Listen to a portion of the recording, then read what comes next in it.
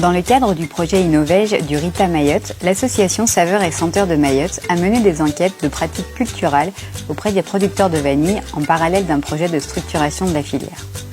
L'objectif était de connaître les pratiques des producteurs et les rendements associés, d'établir une typologie des systèmes de culture vanille afin de déterminer les leviers d'action possibles pour augmenter les rendements et la qualité de la vanille verte. Les 54 enquêtes ont été réalisées sur la période 2018 à 2021 et représentent un peu plus de 15 hectares de vanilleraie. Les connaissances produites serviront également à conseiller les nouveaux producteurs qui souhaitent cultiver de la vanille. En fonction des contraintes de l'agriculteur, celui-ci pourra choisir d'installer le système de culture répondant le mieux à son objectif.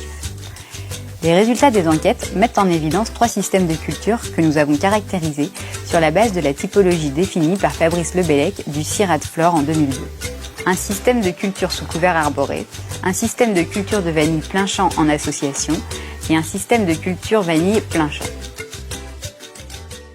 Donc, je m'appelle Julie Moutet, je suis coordinatrice de l'association Saveurs et Senteurs de Mayotte. Depuis 2018, l'association portera un projet de relance de la filière vanille mahoraise. Nous accompagnons les producteurs par de la formation et un suivi individualisé.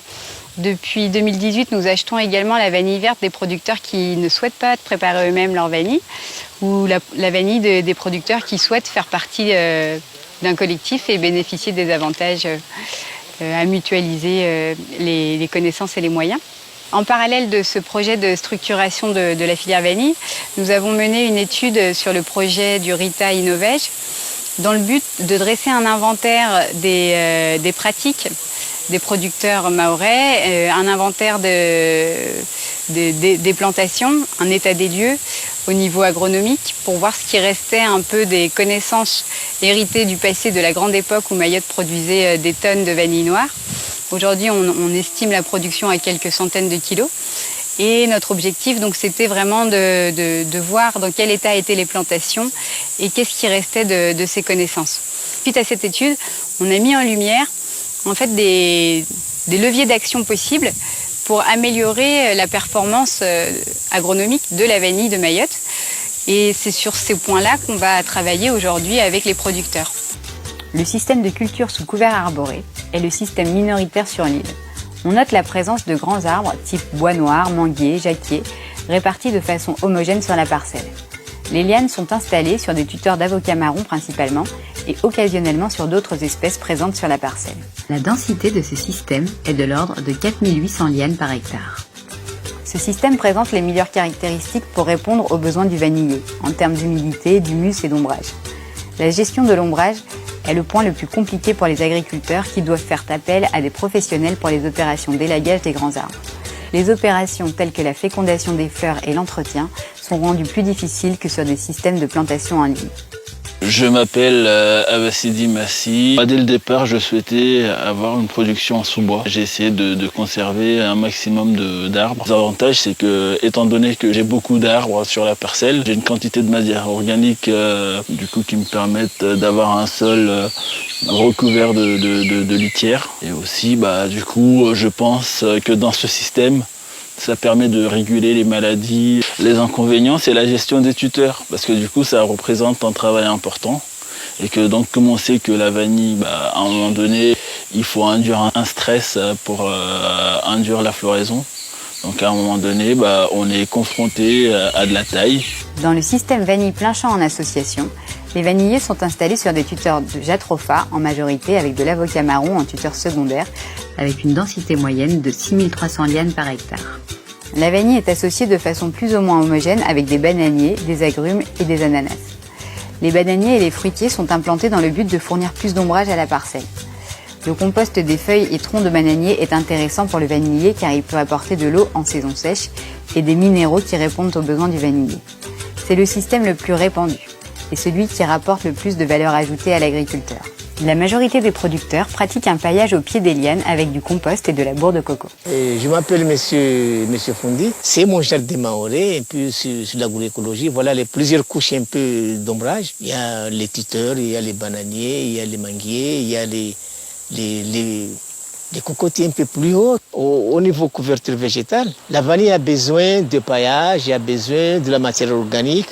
Donc avec les différentes variétés des arbres, Ça me permet aussi de bien pailler. Je rassemble tout ça, tout ce paillage-là, que j'utilise comme matière organique. J'ai associé des bananiers avec de la vanille. Parce que l'avantage qu'il y a, c'est que ça donne un ombrage rapide. Pendant la sécheresse, j'utilise les troncs de bananier pour faire un peu du compost. Ça humidifie la vanille. Dans le système vanille plein champ, les lianes sont installées sur du jatropha planté en ligne avec une densité de plus de 5000 lianes par hectare. Ce type de système présente l'avantage d'une installation rapide. Par contre, les lianes souffrent souvent d'une surexposition au soleil et d'un manque de matière organique. Les opérations d'entretien et de fécondation sont facilitées du fait de l'alignement. Ce système exige une grande technicité pour compenser le manque d'humus au sol, le manque d'humidité et le manque d'ombrage.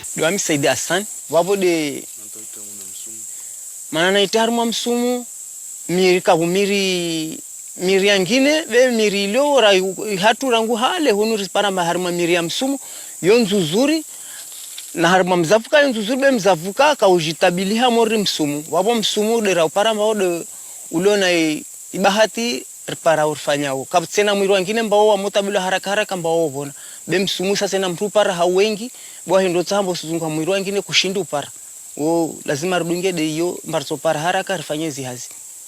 Je suis Michel Grisoni, je suis chercheur au CIRAD. Je travaille sur la vanille depuis un certain nombre d'années et je suis venu à Mayotte à la demande de l'association Saveurs et Senteurs de Mayotte qui travaille au développement de la filière vanille sur l'île. Donc l'objet de cette mission, c'était en particulier de dresser un bilan phytosanitaire des plantations de vanille, voir quel était leur état par rapport à un certain nombre de maladies et de ravageurs qui étaient connus sur l'île. Le premier résultat très très chaud, puisqu'on est actuellement encore sur le terrain, c'est que la situation est plutôt assez favorable. Il y avait un ravageur important il y a une quinzaine d'années qui est une cochenille, dont les populations ont apparemment beaucoup diminué au cours des dernières années et ça en fait maintenant un ravageur plutôt mineur. On retrouve de la fusariose, on retrouve un petit peu partout, mais elle est en général assez bien compensée chez les planteurs qui font des apports de matière organique, de bourre de coco en particulier, ce qui permet d'avoir une production satisfaisante chez pas mal de planteurs. Mais un des obstacles principaux à la culture de la vanille, c'est la sécheresse dans pas mal de plantations qui ont un défaut d'ombrage ou qui sont dans des zones très sèches de l'île. Et là, ça peut devenir un facteur limitant à la production en réduisant la taille des gousses ou voire en faisant chuter les fleurs à certaines périodes de l'année. Ces systèmes semblent présenter des performances équivalentes en termes de rendement avec moins de 80 grammes de vanille verte par liane. Des leviers d'action sur l'itinéraire technique ont été identifiés pour orienter l'accompagnement technique des producteurs. La gestion de l'ombrage, le choix des tuteurs et le bouclage des lianes, le paillage et l'apport de matière organique, le renouvellement et rajeunissement des lianes, la multiplication des lianes et la gestion de l'eau en saison sèche.